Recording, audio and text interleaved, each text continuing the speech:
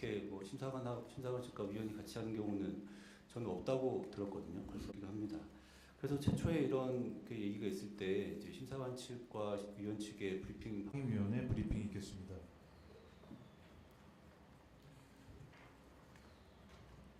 네, 건에 대해서 브리핑하도록 하겠습니다.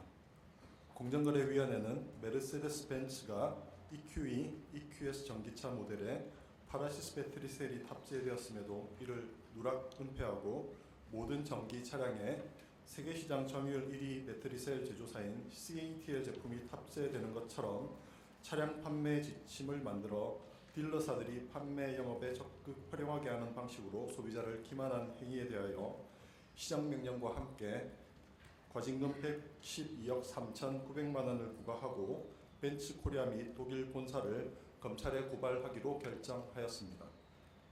먼저 행위 사실을 말씀드리겠습니다. 벤츠는 2023년 6월 자신과 제휴한 딜러사들이 차량 판매 영업 시 활용할 수 있도록 배터리셀 제조사 등 주요 정보를 담은 이 사건 판매 지침을 제작하여 배포하였는데 해당 판매 지침에 파라시스 배터리셀 탑재 사실은 은폐 누락하고 마치 모든 차량에 CATL 배터리셀이 탑재된 것처럼 기재하여 딜러사에 배포하였습니다. 참고로 파라시스의 경우 벤츠 EQ 전기차 국내 출시 이전인 2021년 3월 중국에서 배터리 화재 위험으로 대규모 리콜된 이력이 있으며 국내 시장에서는 이 사건 벤츠 차량에만 파라시스 배터리 셀이 탑재되어 있었습니다. 이 페이지입니다. 차량 판매 지침의 세부 내용을 살펴보면 파라시스 배터리 셀에 대한 언급은 전혀 없이 벤츠가 CATL을 선택한 이유, 업계 최고의 기술력, 전 세계 시장 점유율 1위 등 CATL 배터리 셀의 우수성과 장점만 기재되어 있었고 심지어 관련 소비자 질의에는 CATL 배터리 셀의 우수성을 강조하여 차량 판매 영업을 하라고 딜러사에게 안내하기도 하였습니다. 그러나 해당 판매 지침 내용과는 달리 당시 출시된 EQ 차량 6개 모델 중 4개 모델, EQS 차량 7개 모델 중 1개 모델에는 파라시스 배터리 셀이 탑재되어 있었고 벤츠 코리아는 독일 본사로부터 2021년 5월 차종별 배터리 셀 제조사에 대한 교육 자료를 전달받아 파라시스 배터리 셀 탑재 사실을 알고 있었음에도 이를 이 사건 판매 지침에 반영하지 않고 은폐 누락하였습니다. 한편 배터리 셀은 전기차의 성능, 안전성 등과 직결되는 핵심 부품으로 배터리 셀 제조사 정보는 소비자들의 전기차 구매에 매우 중요한 요소에 해당합니다. 벤츠 내부 자료에 따르면 당초 이 사건 판매 지침의 주요 제작 목적에는 주행거리, 화재 안전성 등 배터리 관련 사항에 대한 소비자 불안을 해소하는 것이 포함되어 있었으며 벤츠 코리아가 딜러사들을 상대로 가장 답변하기 어려운 소비자 질문이 무엇인지에 대하여 실시한 설문조사에서도 딜러사 직원 약 3분의 1가량이 배터리셀 제조사 정보가 가장 중요하다고 답변하기도 하였습니다.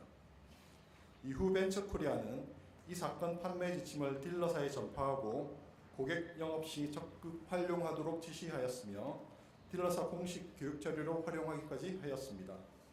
실제로 딜러사들은 파라시스 배터리셀 탑재 사실을 전혀 모른 채 소비자들에게 CATL 제품이 탑재된 것으로 안내하면서 차량 판매 영업을 하였고 소비자들 역시 딜러사의 설명과 안내만 믿고 자신이 구매한 차량에 CATL 배터리셀이 탑재된 것으로 오인하여 차량을 구매하였습니다. 이 사건 법위반 기간 동안 파라시스 배터리셀이 탑재된 차량은 약 3,000대 정도 판매되었고 판매 금액은 약 2,810억 원에 이르는 것으로 파악되었습니다. 공정위는 벤츠의 이러한 파라시스 배터리셀 탑재 사실 누락 은폐 행위가 자사 상품을 실제보다 현저히 우량한 것으로 소비자를 오인시켜 경쟁 사업자의 고객을 자기와 거래하도록 유인한 행위로서 공정거래법상 위계에 의한 부당한 고객 유인에 해당한다고 판단하였습니다.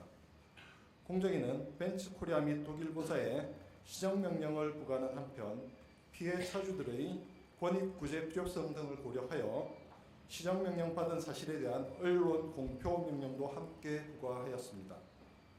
또한 현행 법령상 불공정 거래 행위에 대해서는 관련 매출액의 최대 4%까지 과징금을 부과할 수 있는데, 이 사건의 경우 국민의 생명 안전과 관련이 큰 전기차 배터리셀 제조사 정보를 은폐 누락한 점을 고려하여 최대 부과 기준율인 4%를 적용하여 과징금을 부과하였습니다.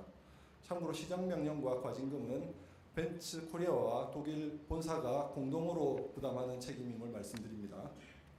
나아가 공정위는 벤츠 코리아와 함께 독일 본사 역시 이 사건 위반 행위에 직간접적으로 관여한 사실이 있다고 보고, 보다 면밀한 검찰 수사가 필요할 것으로 판단하여 벤츠 코리아 및 독일 본사를 함께 검찰에 고발하였습니다.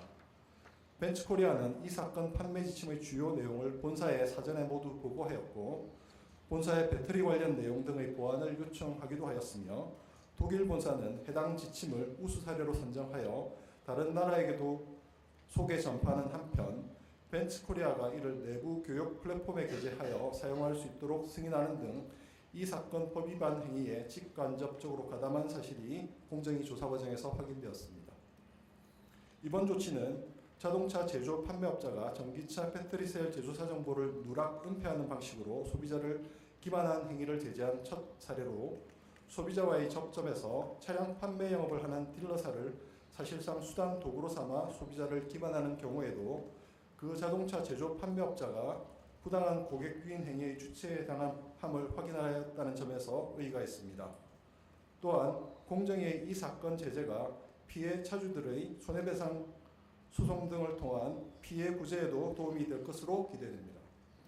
앞으로도 공정위는 소비자를 기만하는 방식으로 공정한 거래 질서를 훼손하는 행위를 엄중 제재하는 한편, 소비자의 구매 의사 결정에 영향을 미칠 수 있는 주요 정보가 정확하게 제공되고 소비자들의 합리적 구매 선택이 보장되는 등 공정한 거래 질서가 확립될 수 있도록 지속적으로 감시를 강화할 계획입니다.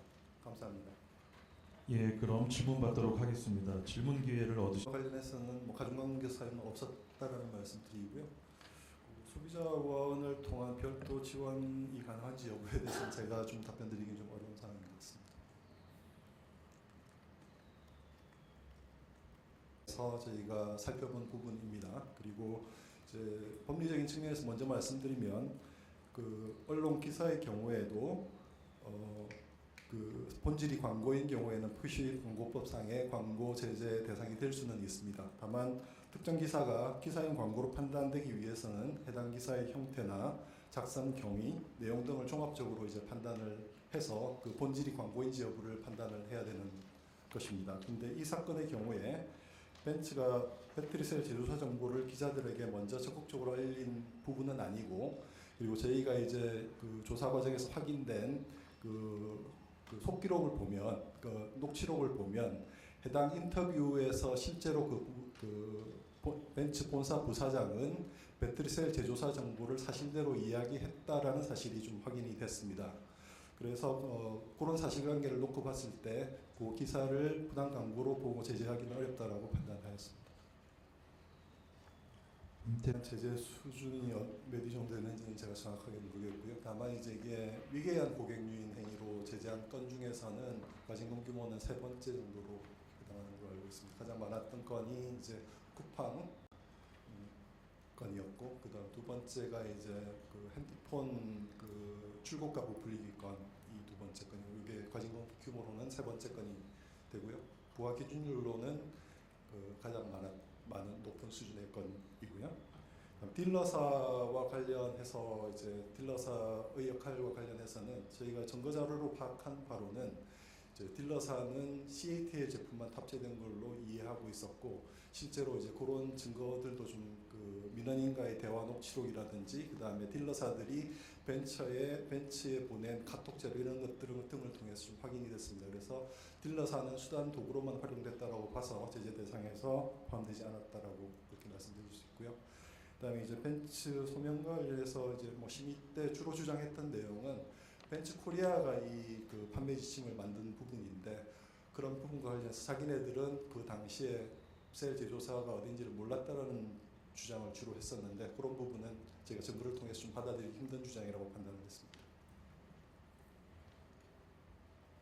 가장 최고로 많이 부과된 건은 그 쿠팡권에서 2%가 부과되는 가장 높은 건이었습니다. 저희가 파악하기로는 뭐 일반적인 그 자동차 시장에서 거래가능한 그 배터리셀 제조사 정보는 이제 서로 공유하면서 알려주고 이해하고 있는 게 이제 일반적인 거래가능으로 알고 있는데, 벤츠 경우에는 이렇게 배터리셀 제조사 정보를 좀 은폐하는 그런 그 거래를 했던 걸로 저희는 파악을 하고 있고요. 그다음에 이제 그 본사와 관련해서는 사실 이제 그 벤츠 코리아와 본사의 직원들이 이제 주고받은 그런 이메일 정보들이 좀 단편적으로 남아 있는 그런 상황이었습니다. 오히려 이제 고객을 유인하는 행위를 공정거래법으로 제재하는 것이어서 본질이 이제 표시 광고하고 봤을 때 소비자에 미치는 효과는 좀 비슷한 측면이 있습니다. 근데 그 표시 광고 사건에서 예를 들어서 뭐 본사의 책임이 있는 경우에는 같이 고발했던 건들이 좀 있었던 걸로 기억을 합니다. 구체적인 사례는 조금 더 확인을 해서